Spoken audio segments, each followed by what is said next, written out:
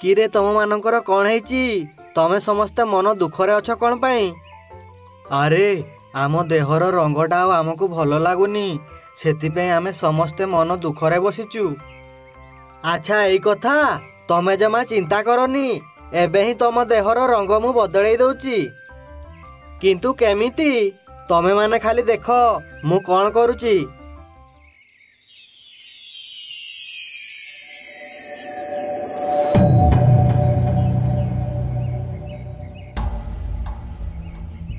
हे मोर मालिक, ମୁଁ ତମକୁ କ'ଣ ସାହାଯ୍ୟ କରିପାରିବି କୁହ?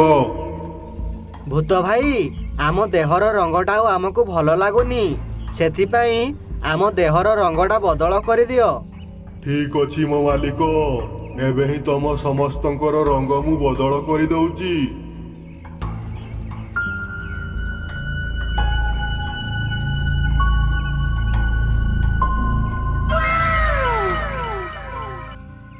ଆରେ ବାଃ, ଆମ ସମସ୍ତଙ୍କ ଦେହର ରଙ୍ଗ ତ ବଦଳିଗଲା, କିନ୍ତୁ ଏଇ ରଙ୍ଗଟା ଆମ ସାଙ୍ଗମାନଙ୍କୁ କ'ଣ ଭଲ ଲାଗିବ?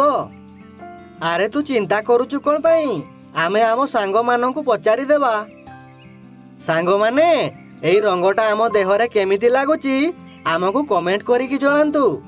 ସାଙ୍ଗମାନେ, ଏବେ ଆମେ ସମସ୍ତେ ଯାଉଛୁ, ନୂଆ କାହାଣୀରେ ଦେଖାହେବା। ଆଉ ହଁ, ଆମ ଦେହର ଏଇ ନୂଆ ରଙ୍ଗଟା କେମିତି ଲାଗୁଛି ଆମକୁ କମେଣ୍ଟ କରିକି ଜଣାନ୍ତୁ।